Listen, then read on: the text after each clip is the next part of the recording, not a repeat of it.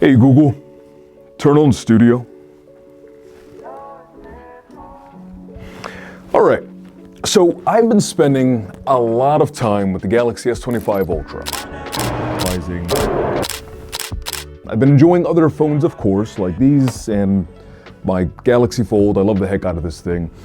But the Galaxy S25 Ultra has been my primary companion over the last month since it's been released. And if you actually want like a really extended look at my life with the Galaxy S25 Ultra featuring my fiance Maria, I did a week-long review / vlog type video, basically breaking this in a lot of real world applicable scenarios that you guys would likely experience yourself on a day-to-day basis. And what I can say is that all in all, on a day-to-day basis, this phone is going to check off the boxes for a lot of people, but it doesn't mean that it's perfect. So I'm going to walk you guys through all the ins and outs, the ups and downs, and break down for you guys how the S25 Ultra might be applicable for you on a day-to-day basis to potentially complement your lifestyle in the way that it most certainly has in mind. And so if you guys are new here, my name is Dave, and this is where tech meets lifestyle.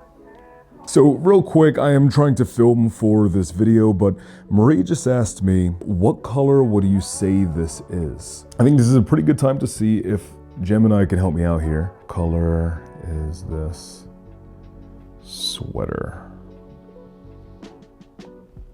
Appears to be ochre or mustard yellow, possibly with a burnt orange undertone. I'm going to select text, I'm going to copy, and we'll see what she says a little bit later. I'm going to address like the more surface level things that I'm pretty sure most of you guys are wondering about coming into this video, and then address the more like nuanced, in-depth kind of topics about the Galaxy S25 Ultra at that point. The first of those things being the lack of Bluetooth integration on the S Pen, where now this is basically just a stylus that's integrated into the phone that you can draw with. And what I can say in like real world practical use every single day, the S Pen is something that works well every single time that you need to call upon it, just like it did on previous Galaxy Ultra and Galaxy Note integrations.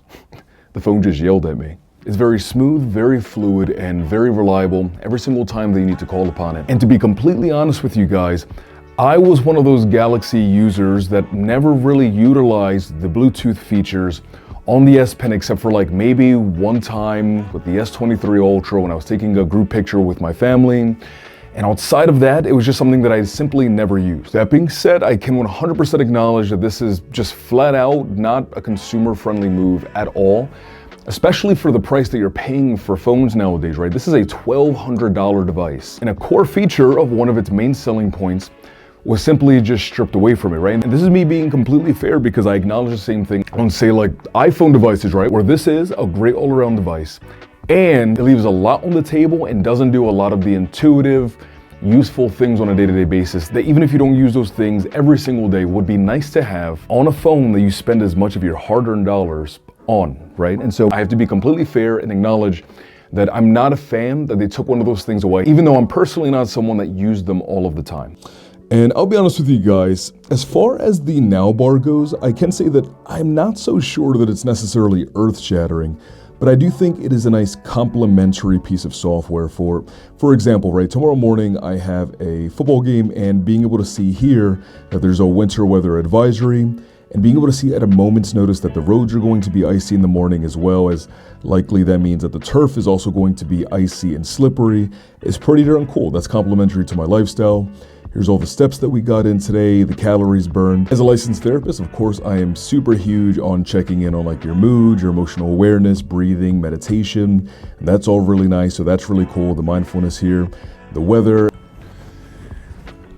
And when it comes to the cameras, I do have to say that the 25 Ultra has been fantastic. The thing that I've always given the nod to the iPhone series for over the last couple of years is that log footage format. And now you have log in 8K on the 25 Ultra, and it looks absolutely stellar. Of course, in like severe low light scenarios, you're not going to be getting the best image out of either the 4K or the 8K, but the color depth and the image rendering that you're getting out of the log video on this is amazing. Something I have noticed though, which is a little bit strange, is that it feels like sometimes portrait mode kind of misses the mark in like just normal everyday scenarios, like if I'm trying to take pictures of like food or rings or just like miscellaneous objects, sometimes it has a hard time blur out the background consistently of the object that you're trying to take a picture of. Not all of the time, but I have noticed that a few times on this. Additionally, there are times when I'm taking pictures and things just don't seem to be as sharp as I would expect them to be.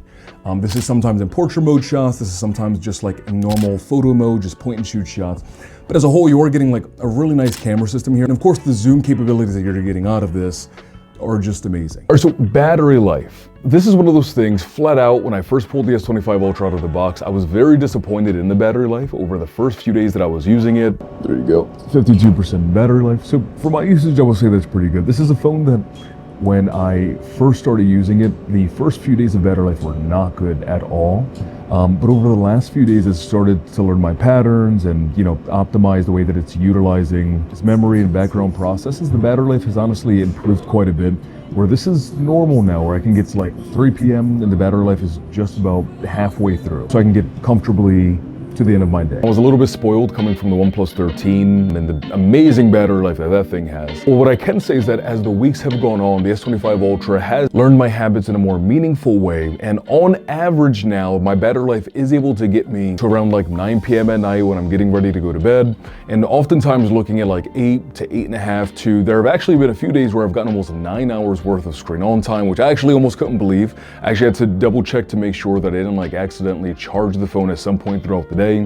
But no, it just like really did a great job of optimizing the performance and the back-end processes to get me the most use out of this. What I can say though is that that has not been overly consistent. I'm not getting that kind of upper end battery life all of the time. But for the most part, flat out, if you're looking to buy this and concerned about battery life, this is going to get the job done more often than not. Or so just finished recording for the video, but Maria actually did text me back and she said, that's hilarious, thank you, I'll tell everyone.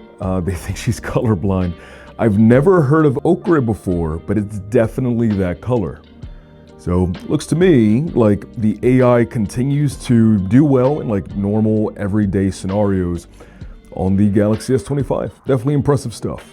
The 8-bit display here on this S25 Ultra has been a huge point of contention, and that's funny because this now shoots in 10-bit log, and you can't even like properly view the video that you're shooting because the display just simply is not capable of doing so. Now that doesn't mean you literally cannot watch the footage, it just means when you're watching it, you're going to notice some of like that banding and the colors and such when you're actually like observing this. And this is something that you can also see sometimes if you're looking at on wallpapers or pictures or video footage that have some gradients. In those instances, you can observe this. But honestly, for your everyday common person, you guys are not going to notice at all. All you're going to know is that every single time that you pick up your S25 Ultra, the display is beautiful, the colors are vibrant, and things are really crisp and really detailed, no matter what it is that you're watching.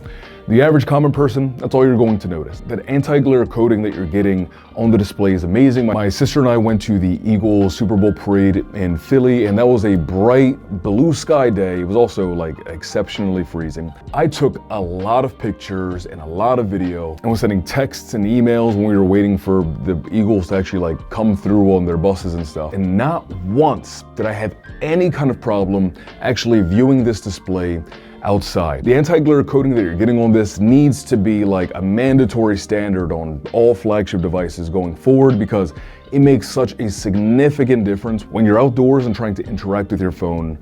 Chef's kiss, anti-glare coating, definitely a win.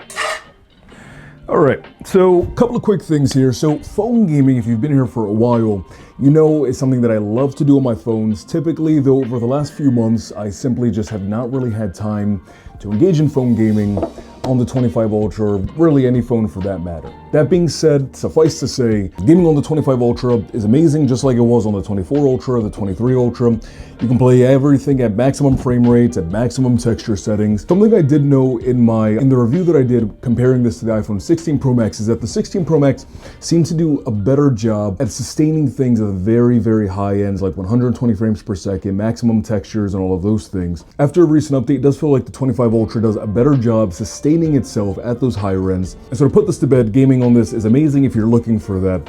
Additionally, speakers are definitely improved on here. A real world speaker test that I always like to try is being able to listen to a podcast clearly when I'm taking a shower, because typically in my work as a clinical therapist, I need to stay up to date on literature, different treatment modalities, and all of those things. And so I listen to a lot of podcasts, and typically I do that in the shower. And this is one of those devices I can leave like on the sink, pretty far away from the actual shower, and still hear clearly what it is that's being discussed in that podcast or that lecture. There we go, it's staying there.